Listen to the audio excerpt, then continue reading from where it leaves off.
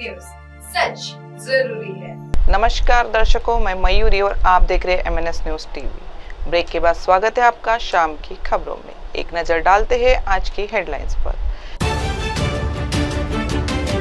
Rail पटरी पर selfie और रील बनाना जानलेवा, नागपुर मंडल RPF की सतर्क अपील। 24 स्टार प्राइड क्लब द्वारा भव्य सत्कार समारोह संपन्न। 120 मैरिज स्टूडेंट्स एवं 15 मातृशक्तियों का जगन भुजबल की वापसी से मजबूत होगी सरकार, ओबीसी नेतृत्व को मिला सम्मान। Delhi Vijayawada grand trunk express में महिला यात्री की मौत। यूपी के सरकारी स्कूलों में 22 लाख दाखिले। ऑपरेशन सिंदूर वाले सांसदों के दल में शामिल होंगे अभिषेक बैनर्जी। अब खबरें विस्तार से। रेल पटरी पर सेल्फी और रील बनाना जानलेवा, नागपुर मंडल RPF की सतर्क अपील। दक्षिण पूर्व मध्य रेलवे नागपुर मंडल द्वारा एक बार फिर स्पष्ट रूप से चेतावनी दी गई है कि रेल पटरियों पर रील बनाना, सेल्फी लेना या असावधानीपूर्वक पटरियां पार करना न सिर्फ रेलवे अधिनियम के तहत अपराध है, बल्कि यह स्वयं के जीवन के लिए भी घातक जोखिम है। रेलवे सुरक्षा बल द्वारा लगातार जागरूकता अभियान चलाकर नागरिकों को सतर्क किया जा रहा है, फिर भी युवाओं में चलती ट्रेनों के सामने वीडियो बनाने की खतरनाक प्रवृत्ति बढ़ती जा रही है। हाल ही में 15 मई 2025 को घनसोर विने की रेलखंड के एक सुनसान क्षेत्र में एक अत्यंत दुर्भाग्यपूर्ण हादसा हुआ। करेली जिला नरसिंहपुर निवासी आकाश उम्र 28 वर्ष ट्रेन नंबर 68817 के इंजन की चपेट में आकर घायल हो गया और इलाज के दौरान उसकी मृत्यु हो गई। पूछताछ से सामने आया कि वह रेलवे लाइन पर रील बना रहा था। ट्रेन चालक ने बार बार हॉर्न बजाया पर वह लाइन से नहीं हटा और हादसे का शिकार हो गया। वर्ष 2025 की शुरुआत से अब तक नागपुर मंडल में 97 मैन रन ओवर के मामले सामने आ चुके हैं। ये आंकड़ा न केवल चिंताजनक है, बल्कि यह भी दर्शाता है कि सुरक्षा के सभी प्रयासों के बावजूद कुछ लोग लापरवाही बरत रहे हैं। रेलवे अधिनियम के अनुसार रेलवे की परिधि में अनधिकृत प्रवेश, ट्रैक पर चलना या ट्रेनों के निकट सेल्फी लेना दंडनीय अपराध है। रेलवे सुरक्षा बल द्वारा ऐसे मामलों में कार्रवाई की जाती है और लगातार अभियान के माध्यम से नागरिकों को समझाया जा रहा है कि यह केवल कानूनी उल्लंघन नहीं, बल्कि जीवन से खिलवाड़ है।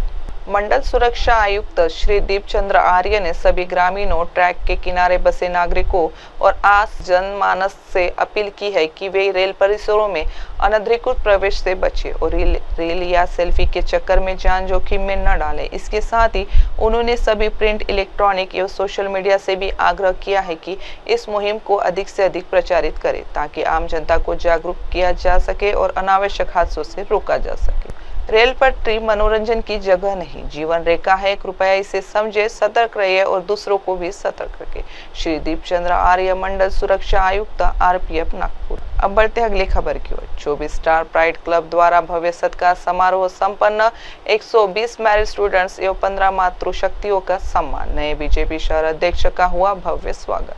24 स्टार प्राइड क्लब, पुलक मंच परिवार, BJP जैन प्रकोष्ठ, न्यूज चैनल के संयुक्त तत्वाधान में तथा सनारू global life sciences commission, education और इंजीनियरिंग कॉलेज फॉर वुमेन्स के सहयोग से यह भव्य सत्कार समारोह का आयोजन किया गया।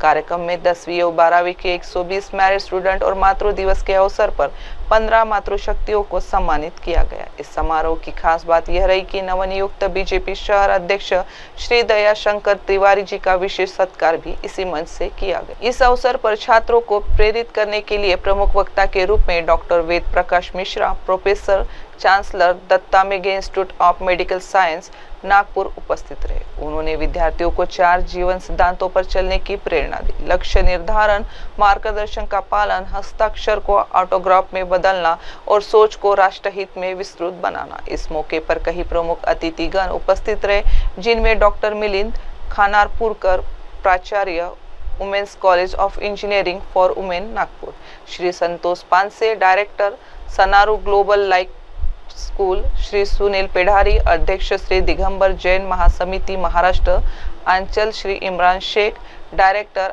INBCN news channel, doctor Richa Rajkumar Jain, अध्यक्ष 24 स्टार प्राइड क्लब इस समारोह की प्रमुख आयोजक रही। उनके साथ संगठन के महामंत्री श्री इमरान शेख, उपाध्यक्ष डॉक्टर गुरुमुख ममतानी, डायरेक्टर राजकुमार जैन, डॉक्टर अंकिता अग्रवाल, विजय वर्मा, अनुज दीक्षित, डॉक्टर अतुल दरारकर, आनंद झापड़, मनीषा अग्रवाल एवं अन्य सदस्यों ने कार्यक्रम को सफल बनाया। कार्यक्रम का संपूर्ण प्रबंधन तनिष्का जैन द्वारा किया गया, जिसमें यूनिक स्टाफ के श्रीकांत फूल और मेघा काले ने सहयोग प्रदान किया।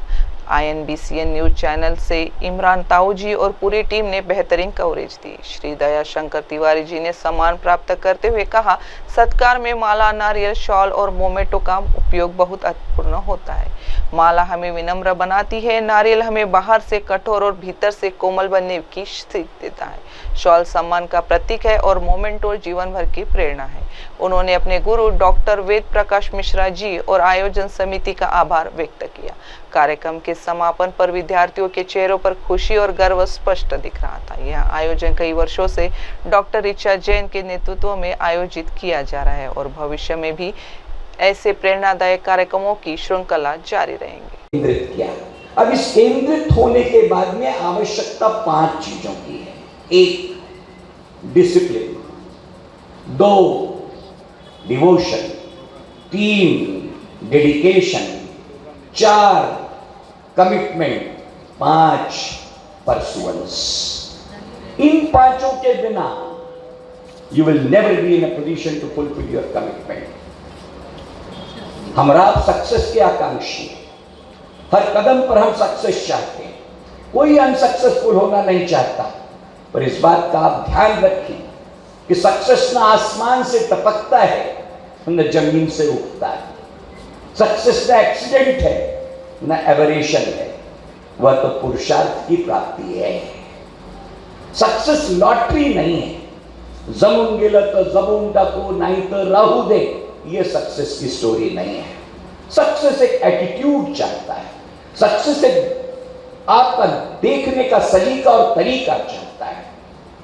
दुश्वारियां हैं, कठिनाइयां हैं, प्रश्न खड़े होंगे, प्रश्न के उत्तर देने का उत्तरदायित्व तो स्वीकारना पड़ेगा, परंतु उस उत्तरदायित्व को स्वीकारने के लिए जो दृष्टिकोण आवश्यक है वह जरूरी है।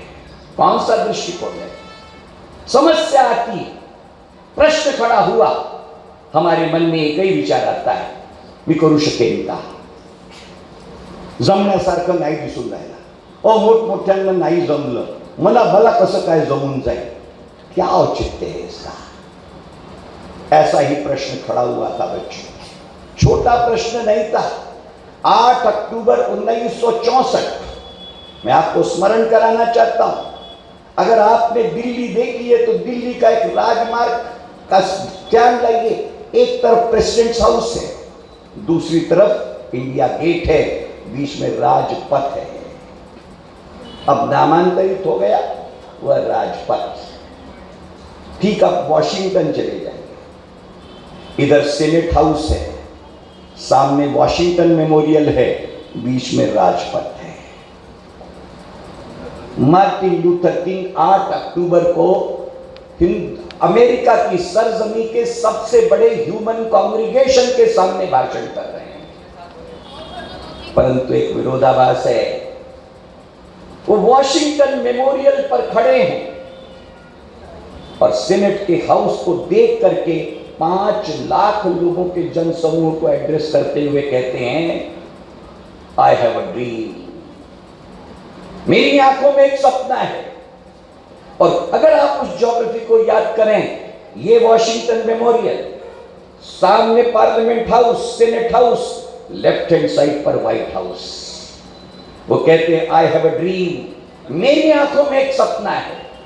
I want to see a black addressing standing at the parliamentary house facing the Washington Memorial and the black getting accommodated in the White House।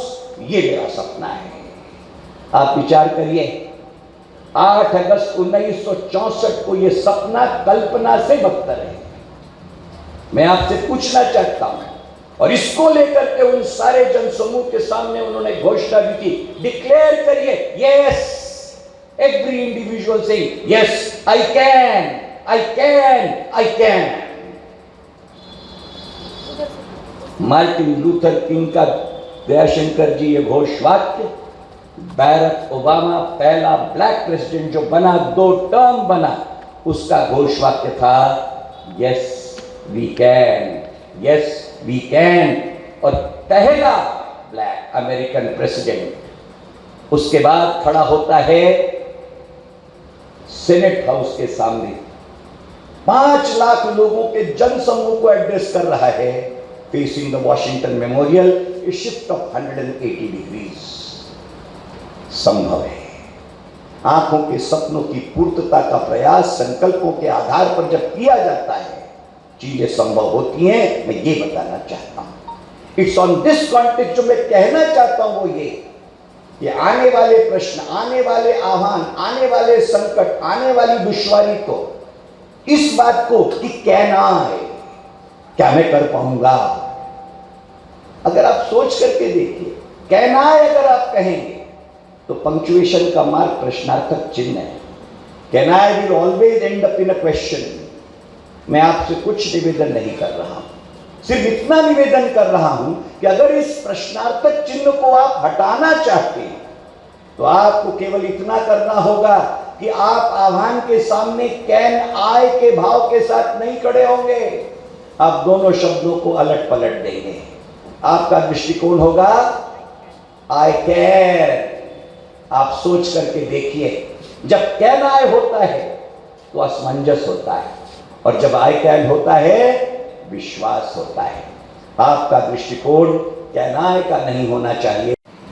आज आपने पहली बार जो सबका सा प्रोग्राम किया गया आपकी तरफ से, क्या कहना चाहते हैं?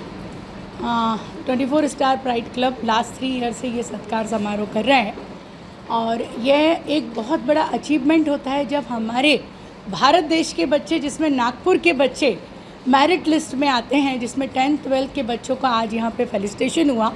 हम अपने आप को बहुत गौरवान्वित महसूस करते हैं कि जो बच्चे आज यदि मेरिट आते हैं तो कल ये मान के चलते हैं कि हमारे कल के फ्यूचर्स हैं वो बच्चे।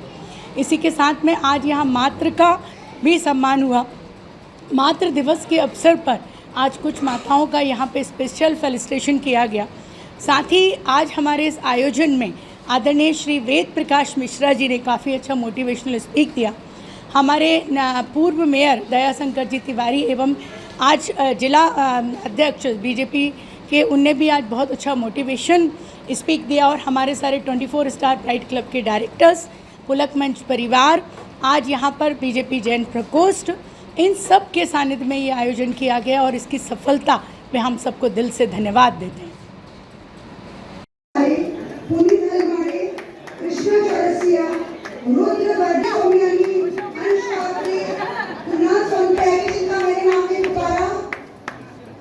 और मैं रिक्वेस्ट करूंगी पेरेंट्स से बच्चों का हौसला अफजाई करें, बड़ा रहे, इसलिए तालियों से इनका अभिवादन करेंगे। ताली बजाइए पेरेंट्स, और दूसरे बच्चे भी एक दूसरे बच्चों का अभिवादन कर सकते हैं।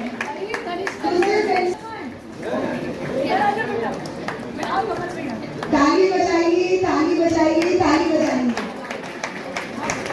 देखिए कल अपने बच्चे भी वहाँ खड़े होंगे, आप चाहोगे सब लोग उनकी ताली बजाए, उनका प्रोत्साहन कीजिए, ताली बजाइए। बाकी के छात्र मैंने पुकारे नहीं है, बाकी के छात्र हम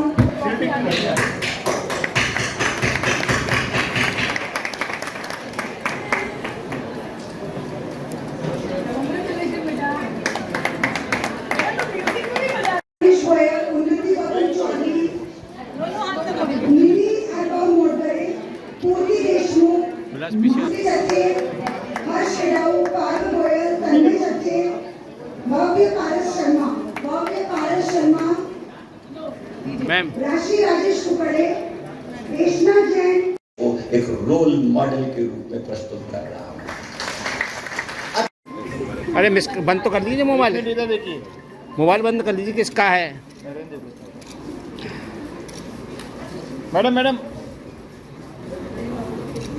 बिलास ऐसे रखने रहे, बिलास किलो ही लेऊंगा मैं, जान इधर आ जाओ बेटा, आपको नहीं इधर।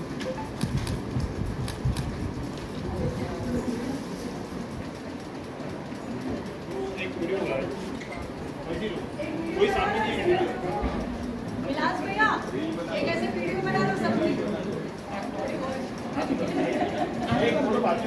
लास्ट थांब बच्चे लोग खामोश क्यों?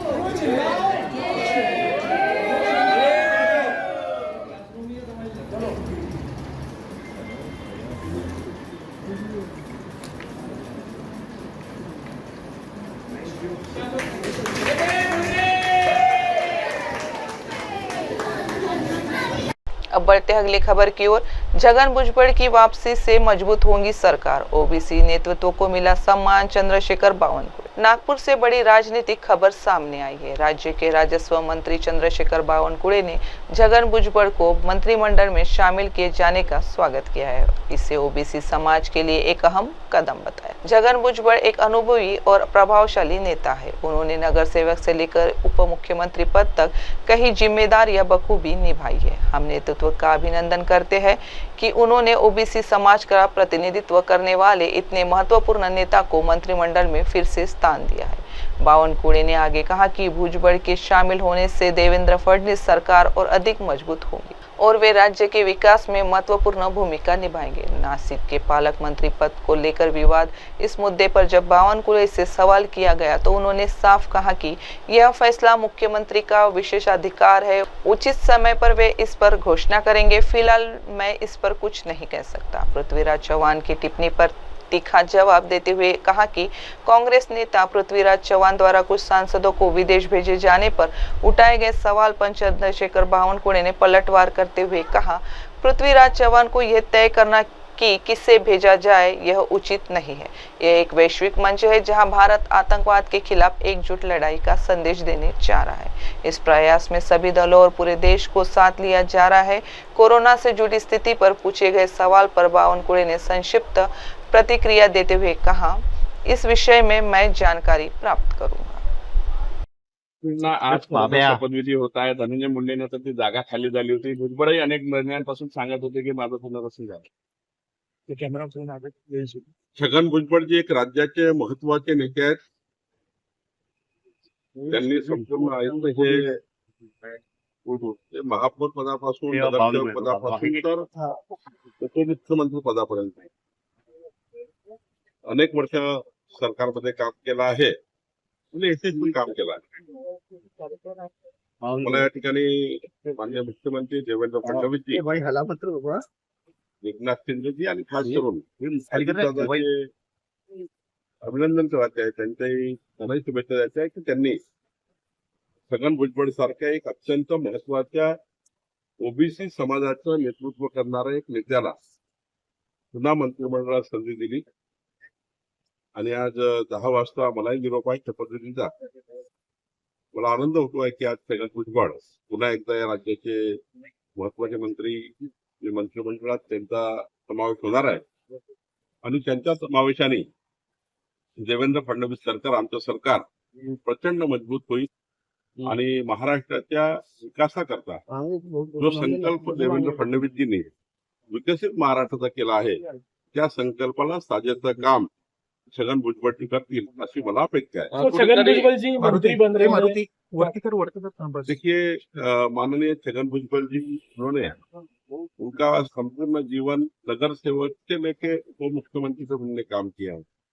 ओबीसी समाज का एक बहुत बड़ा आंदोलन भी वो इस महाराष्ट्र में खड़ा किया था। ओबीसी लीडर के नाम से भी जाने जाते हैं और साथ साथ में माननीय देवेंद्र जी, अजित दादा, एकनाथ शिंदे जी हमारी टीम में माननीय मुख्यमंत्री जी के नेतृत्व में छगन भुजबल जी का समावेश ये महाराष्ट्र के लिए मजबूती देने वाला एक अत्यंत महत्व का विषय है।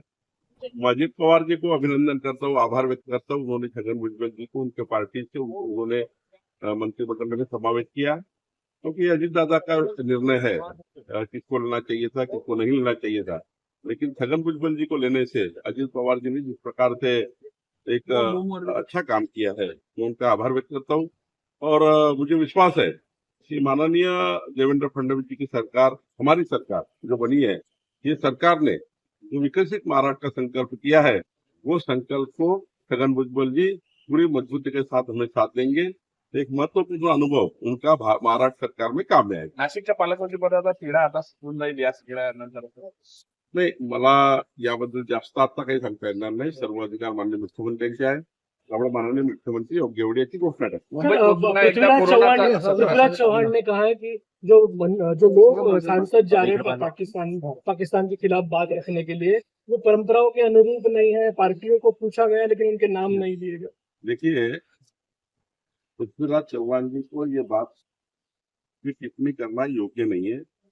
माननीय प्रधानमंत्री मोदी जी, हमारी सरकार ने जिस प्रकार से पूरे विश्व में हमने दहशतवाद के खिलाफ लड़ाई चालू की है, हम दहशतवाद के खिलाफ लड़ना चाहते हैं. मजबूत मैसेज, मजबूत सबको और भारत देश ने किस प्रकार से लड़ाई चालू की है और पूरा विश्व इससे जुड़े, पूरा विश्व दहशतवाद के खिलाफ लड़ाई करे, उससे जुड़े.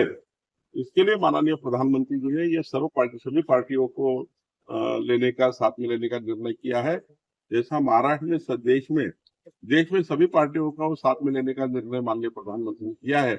इनका जो ध्येय है कि जैसे सारी पार्टी देश से जुड़े, वैसा पूरा विश्व दहशतवाद के खिलाफ एक हो जाए, यही उनकी भावना है. मुंबईत पुन्हा एकदा कोरोनाचा शिरकाव होतोय. याचा माहिती नाही. अब बढ़ते अगली खबर की ओर. Delhi Vijayawada grand trunk express में महिला यात्री की मौत, प्राथमिक कारण हार्ट अटैक की आशंका. नागपुर से एक दुखद खबर सामने आई है. दिल्ली से विजयवाड़ा जा रही ग्रैंड ट्रक एक्सप्रेस में सफर कर रही एक महिला यात्री की चलती ट्रेन में ही मौत हो गई. बताया जा रहा है कि महिला अपने परिवार के साथ दिल्ली से विजयवाड़ा की यात्रा कर रही थी. जब ट्रेन कर्मेश्वर के पास पहुंची तब महिला को अचानक सीने में तेज दर्द होने लगा. परिजन तुरंत सतर्क हुए और ट्रेन में ही प्राथमिक उपचार की व्यवस्था तलाशने की कोशिश की, लेकिन चलती ट्रेन में किसी भी प्रकार की मेडिकल सहायता उपलब्ध नहीं हो सकी. प्राथमिक जानकारी के अनुसार महिला की मौत का कारण हार्ट अटैक माना जा रहा है. हालांकि इसकी पुष्टि पोस्टमार्टम की रिपोर्ट आने के बाद ही हो सकेंगे. ट्रेन जब नागपुर रेलवे स्टेशन पर पहुंची तब मृतका के शव को उतारकर शासकीय अस्पताल भेजा गया, जहां शव विच्छेदन की प्रक्रिया की जा रही है. मृत महिला अपने परिवार के अन्य 2 सदस्यों के साथ यात्रा कर रही थी. घटना के बाद परिजनों की स्थिति अत्यंत दुखद और असह्य बताई जा रही है. यह घटना न केवल एक व्यक्तिगत क्षति है, बल्कि एक बार फिर चलती ट्रेनों में आपातकालीन स्वास्थ्य सुविधाओं की कमी को उजागर करती है. रेलवे प्रशासन से उम्मीद की जा रही है कि ऐसे मामलों में त्वरित चिकित्सा सहायता पहुंचाने की व्यवस्था की जाएगी. अब बढ़ते हैं अगली खबर की ओर. यूपी के सरकारी स्कूलों में 22 लाख दाखिले कम, निजी मदरसों पर योगी सरकार से क्या करिए, BSP chief Mayawati. Baspa supremo Mayawati ने उत्तर प्रदेश के प्राइमरी और अपर प्राइमरी स्कूलों में दाखिलों में भारी गिरावट पर चिंता व्यक्त की है. उन्होंने सरकारी स्कूलों की बदहाल स्थिति को गंभीर बताते हुए सरकार से शिक्षा पर ध्यान देने और मदरसों के प्रति रवैया बदलने की appeal. Bahujan Samaj party supremo Mayawati ने उत्तर प्रदेश में स्कूलों की बदहाल स्थिति को लेकर सवाल उठाए. उन्होंने सोशल मीडिया एक्स पर सिलसिलेवार पोस्ट करते हुए प्राइमरी और अपर प्राइमरी स्कूल में शिक्षा की बदहाल स्थिति पर अपनी बात कही है. यूपी की पूर्व सीएम मायावती ने कहा, यूपी के प्राइमरी और अपर प्राइमरी स्कूलों में सन 2023-24 में 1.74 करोड़ दाखिले हुए, किंतु 2024-25 में मात्र 1.52 करोड़ अर्थात स्कूल दाखिला में लगभग 22 लाख की गिरावट. सरकारी स्कूल व्यवस्था की ऐसी बदहाल स्थिति गंभीर और चिंतनीय. शिक्षा के महत्व और जरूरत पर सरकार का उचित ध्यान जरूरी. उन्होंने कहा, फिर भी सस्ती और सुलभ व्यवस्था के तहत मदरसों आदि की प्राइवेट व्यवस्था के विरुद्ध सरकार का रवैया सहयोग का होने के बजाय उन्हें अवैध बताकर बंद करने का होना बुनियादी शिक्षा की जरूरत को और कमजोर करने वाला गैर जरूरी और अनुसूचित निजी मदरसों के प्रति सरकार अपना रवैया बदलते तो बेहतर. बसपा चीफ ने कहा, वैसे तो सरकारी स्कूलों के हालात देश के अधिकतर राज्यों में काफी खराब है, किंतु यूपी के बिहार में यह अति दयनीय होने से बहुजन गरीब परिवारों का बहुप्रतिशत विकास बाधित और इनके बच्चों का भविष्य अंधकार में. ऐसे में स्कूल शिक्षा पर ध्यान देकर इन्हें बंद करने का बजाय प्रोत्साहन जरूरी. अब बढ़ते हैं अगली खबर की ओर. ऑपरेशन सिंदूर वाले सांसदों के दल में शामिल होंगे अभिषेक बनर्जी. ममता बनर्जी ने बढ़ाया भतीजे का नाम. ऑपरेशन सिंदूर में सेना के पराक्रम और आतंकियों के खिलाफ भारत की नई पॉलिसी के बारे में दुनिया के देशों में जाने वाली सांसदों के प्रतिनिधि मंडल में टीएमसी भी शामिल हो गई है. मंगलवार को तृणमूल कांग्रेस ने ममता बनर्जी के भतीजे और सांसद अभिषेक बनर्जी को प्रतिनिधि मंडल में शामिल करने का प्रस्ताव दिया, जिसे केंद्र सरकार ने मंजूर कर लिया. पहले सरकार ने टीएमसी की ओर से सांसद सुदीप बंदोपाध्याय और यूसुफ पठान को शामिल किया था, मगर दोनों ने अलग अलग वजहों से अपना नाम वापस ले लिया। केंद्र सरकार आतंकवाद के खिलाफ संदेश पहुंचाने के लिए 51 सांसदों और 8 पूर्व राजनयिकों के साथ प्रतिनिधिमंडल को अलग अलग देशों में भेज रही है। 22 मई के बाद हर प्रतिनिधिमंडल 4-5 देशों का दौरा करेगा और आतंकवाद के मुद्दे पर जीरो टॉलरेंस पॉलिसी के बारे में भारत का पक्ष रखेगा। इस प्रतिनिधिमंडल में डीएमके, टीएमसी, कांग्रेस, मुस्लिम लीग समेत विपक्ष के अधिकतर दलों के सांसद हैं। सरकार ने जब प्रतिनिधिमंडल में शामिल सांसदों का ऐलान किया, तब कांग्रेस और तृणमूल कांग्रेस ने इन पर आपत्ति जताई। कांग्रेस पूर्व केंद्रीय मंत्री शशि थरूर के नाम पर असहज थी। तृणमूल कांग्रेस ने भी पार्टी के इजाजत के बिना सांसदों को शामिल करने पर ऐतराज जताया है। पहले बयान में कहा गया कि विदेश नीति केंद्र सरकार का मामला है। टीएमसी ने आतंकवाद के खिलाफ मोदी सरकार को बिना शर्त समर्थन दिया है, इसलिए सरकार को यह जिम्मेदारी खुद संभालना चाहिए। इसके तुरंत बाद टीएमसी सांसद सुदीप बंदोपाध्याय ने स्वास्थ्य कारणों से खुद को प्रतिनिधिमंडल से अलग कर लिया। इसके बाद टीएमसी सांसद और पूर्व क्रिकेटर इरफान पठान ने भी अपना नाम वापस ले लिया। बीजेपी की आलोचना के बाद ममता बनर्जी पार्टी का पक्ष रखने सामने आई। ममता बनर्जी ने कहा कि केंद्र सरकार को नाम तय करने से पहले टीएमसी से राय लेनी चाहिए थी। उन्होंने कहा कि सरकार ने हमें इस बारे में कोई जानकारी नहीं दी। संसदीय पार्टी संसदीय सत्रों के लिए काम करती है, वे नीतिगत फैसले नहीं ले सकती। इसके अगले दिन उन्होंने सांसद अभिषेक बनर्जी का नाम आगे बढ़ाया। एक्स पर पोस्ट में टीएमसी ने लिखा है कि ऐसे समय में जब दुनिया को आतंकवाद के बढ़ते खतरे के सामना करने के लिए एकजुट होना चाहिए, अभिषेक बनर्जी का संसदीय प्रतिनिधिमंडल में शामिल होना दृढ़ विश्वास और स्पष्ट दोनों लाता है। अब बढ़ते अगली खबर की ओर। ऑपरेशन सिंदूर रक्षा बजट बढ़ाने की तैयारी में भारत, पाकिस्तान के सैन्य खर्च पर भी रहेगी नजर। केंद्र सरकार ऑपरेशन सिंदूर के बाद रक्षा बजट लगभग 50,000 करोड़ रुपए बढ़ाने वाली है। इस मिलिट्री ऑपरेशन से पता चला कि सुरक्षा बढ़ाए जाने की जरूरत है। ये पैसा एक अलग बजट से दिया जाएगा। इससे भारत का रक्षा खर्च 2025-26 में 7 लाख करोड़ रुपए से ज्यादा हो जाएगा। इस बारे में संसद के शीतकालीन सत्र में बात की रिपोर्ट के मुताबिक 1 फरवरी 2025 को वित्त मंत्री निर्मला सीतारमण ने 2025-26 के बजट में रक्षा के लिए 6.81 लाख करोड़ रुपए दिए थे। ये पिछले साल के 6.22 लाख करोड़ रुपए से 9.2% ज्यादा था। अब जो पैसा बढ़ने वाला है उससे ये आंकड़ा और ऊपर जाएगा। 2014 में जब से नरेंद्र मोदी की सरकार आई है, रक्षा पर होने वाला खर्च लगभग 3 गुना बढ़ गया है। 2014-15 में ये 2.29 लाख करोड़ रुपए था। अभी रक्षा बजट भारत के कुल बजट का 13% है। ये सभी मंत्रालयों में सबसे ज्यादा है। ये जो ज्यादा पैसा मिलेगा उससे कई जरूरी काम होंगे, जैसे कि नए हथियार बनाना, गोला बारूद खरीदना और जरूरी सामान खरीदना। इससे भारत अपनी सुरक्षा को और भी मजबूत करेगा। 22 अप्रैल 2025 को पहलगाम में आतंकी हमले के बाद भारत ने ऑपरेशन सिंदूर चलाया। इसमें पाकिस्तान और पाकिस्तान के कब्जे वाले कश्मीर में 9 आतंकी ठिकानों को निशाना बनाया गया। इस हमले की तुलना इजराइल के आयरन डोम से की जा रही है। इस ऑपरेशन में आकाश मिसाइल डिफेंस सिस्टम का इस्तेमाल किया गया था। ये भारत में ही बना है। पाकिस्तान का रक्षा बजट कितना? पाकिस्तान रक्षा बजट 2024-25 के लिए 2.15 ट्रिलियन PKR है। अगर इसे डॉलर में देखें तो ये लगभग USD 7.7 बिलियन है। ये पिछले साल के 1.88 ट्रिलियन PKR से 14.2% ज़्यादा है। पाकिस्तान की हालत अभी ठीक नहीं, लेकिन वह अपनी सेना को आधुनिक बनाने की कोशिश कर रहा है। पाकिस्तान का रक्षा बजट उसके कुल बजट का लगभग 11-12% है।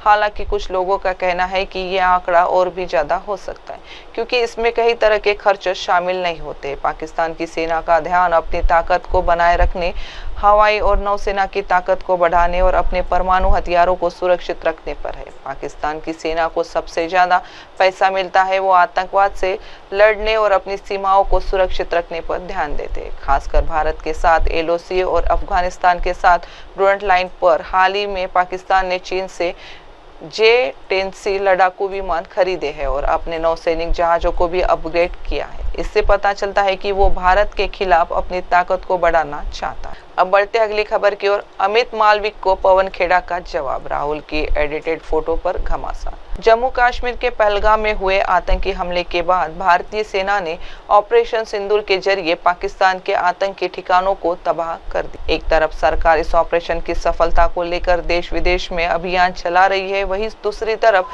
कांग्रेस नेता राहुल गांधी ने इससे जुड़े कुछ सवाल उठाए थे। अब इस मुद्दे पर नया विवाद खड़ा हो गया है। बीजेपी IT सेल के प्रमुख अमित मालविक ने सोशल मीडिया पर एक कार्टून शेयर कर राहुल गांधी पर निशाना साधा। इसके साथ ही अमित ने निशाने पाकिस्तान अवार्ड का भी जिक्र किया। अब कांग्रेस की ओर से मालवीय पर खड़ा पलटवार किया गया है। कांग्रेस प्रवक्ता पवन खेड़ा ने कहा, सत्तारूढ़ पार्टी गंभीर माहौल में कार्टूनगिरी कर रही है। विपक्ष सत्ताधारी पार्टी के साथ खड़ा था, लेकिन बीजेपी हमेशा बेतुकी बातें करती है। हमें सेना पर भरोसा है, लेकिन राष्ट्रीय नेतृत्व पर भरोसा नहीं है। पहलगाम में निर्दोष लोगों की हत्या करने वाले 4 आतंकी भाग गए, उनका क्या? एक जिम्मेदार राजनीतिक दल जो सत्तारूढ़ दल है, उससे आप क्या इस गंभीर माहौल में, इन गंभीर सवालों में इस तरह की कार्टूनगिरी की उम्मीद कर सकते हैं क्या? लेकिन हो रही है। जब द्वंद्व चल रहा था तब भी कांग्रेस पार्टी और विपक्ष इनके साथ खड़ा था, लेकिन ये तब भी हमारे साथ नहीं खड़े थे। तब भी इसी तरह की हरकतें कर रहे थे, जो वाहियात हरकतें कर रहे थे। अरे सवाल पूछा जा रहा है, जवाब दीजिए। जो DGMO ने हमें बताया, पूरा देश उससे संतुष्ट है, उसमें कोई शक नहीं कि पाकिस्तान के कितने जेट गिराए, कितना उनको नुकसान किया, हमें बड़ा गर्व है इस बात पर। लेकिन इस देश के राजनीतिक नेतृत्व पर हमें भरोसा नहीं है। हम उनसे सवाल पूछेंगे, बार बार पूछेंगे। आप खुद बोलते हैं आपने पाकिस्तान को पहले ही सूचित कर दिया। पाकिस्तान को सूचित कर दिया और पुंछ के नागरिकों को नहीं किया। जो 15-16 लोग हमारे सिविलियंस मारे गए, उनको भी सूचित कर देते, लेकिन पाकिस्तान को सूचित कर दिया। आपने पाकिस्तान को सूचित किया तो क्या अजहर मसूद इसीलिए भागा? क्या हाफिज सईद इसीलिए बच गया? और इस सूचना देने के बाद भारत को क्या क्या नुकसान हुआ, ये आतंकी तो आपके सामने भाग ही गए हैं। तो इसका तो जवाब हम पूछेंगे ना। ये सवाल जब पूछें तो इस तरह की हरकतें। रही बात निशाने पाकिस्तान की, तो इन्हीं के नेता मोरारजी देसाई थे, उनको मिला। और तो किसी को इस देश में निशाने पाकिस्तान किसी नेता को नहीं मिला है। मोरारजी देसाई को, जो इनके नेता थे, इनके प्रधानमंत्री थे 1976 से लेकर 1979 तक, 79 तक, उनको निशाने पाकिस्तान क्यों मिला? क्योंकि उन्होंने जनरल जियाउल हक को रॉ की तमाम गोपनीय सूचनाएं लीक कर दी थी। और ये इतिहास में दर्ज है, कोई व्हाट्सएप यूनिवर्सिटी की बातें नहीं है ये। और उसके बाद उन्हें निशाने पाकिस्तान कब मिला? जब विश्वनाथ प्रताप सिंह की भाजपा समर्थन की सरकार थी केंद्र में, तब उन्हें निशाने पाकिस्तान मिला। फोटो में देख लीजिएगा गूगल पे। तो निशाने पाकिस्तान के और भी हकदार हैं। लाल कृष्ण आडवाणी जी, जो मजार पे जिन्ना के गए और कहा कि ये तो सबसे बड़े सेक्युलर आदमी यही है पूरे विश्व में।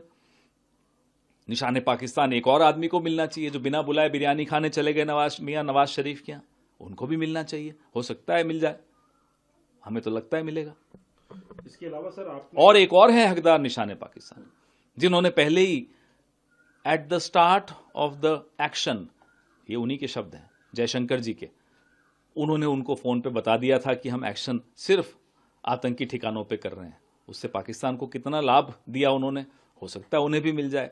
लेकिन अमेरिका से उनकी घनिष्ठता बहुत है, तो अब देखते हैं उनको किस देश का क्या अवार्ड मिलता है। अब बढ़ते अगली खबर की ओर। भारत पाकिस्तान युद्ध ने तुर्की की डिफेंस इंडस्ट्री की खोली पोल। एर्दोगन के दामाद की बंद हो सकती है ड्रोन की दुकान, एक्सपर्ट ने चेतावनी। पाकिस्तान की मदद करने आए तुर्की के हथियारों को जिस तरह से भारतीय सेना ने गाजर मूली की तरह काटा है, उससे राष्ट्रपति रेचेप तैयब एर्दोगन के दामाद की दुकान तक बंद हो सकती है। तुर्की ने यह सोचकर पाकिस्तान की मदद करने अपने हथियार बेचे थे कि भारत में तबाही मचाकर वो खुद को खलीफा साबित करे और जमकर हथियारों का निर्यात करे। लेकिन भारत पाकिस्तान युद्ध खत्म होने के बाद तुर्की की खुद को एक सैन्य शक्ति के रूप में दिखाने की कोशिशें खत्म हो सकती है। भारत के खिलाफ तुर्की के हथियार बुरी तरह से नाकाम रहे हैं। तुर्की के एक भी ड्रोन भारत को परेशान नहीं कर पाए, जिससे दुनिया में एक संदेश गया है कि शक्तिशाली देशों के खिलाफ तुर्की के ड्रोन कबाड़ से अलावा कुछ नहीं है। डिफेंस एक्सपर्ट माइकल रूबिन ने लिखा है कि दिलचस्प बात यह है कि तुर्की के राष्ट्रपति रेचेप तैयब एर्दोगन ने भी अपने दामाद की फर्म बायकर में भारी निवेश किया, जो बायकतार 2 ड्रोन बनाती है और जिसने पिछले कुछ सालों में अपने शक्तिशाली ड्रोन का जमकर प्रचार किया, लेकिन अभी तक बायकतार 2 ड्रोन का किसी शक्तिशाली देश से पाला नहीं पड़ा था।